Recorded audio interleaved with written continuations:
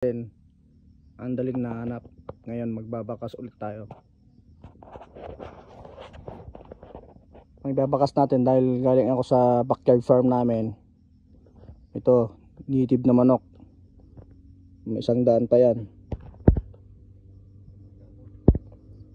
May ulam.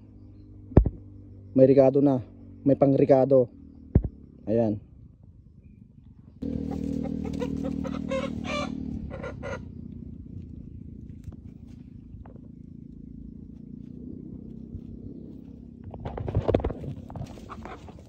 Para may iba naman, manok at perang ibabakas natin ngayon.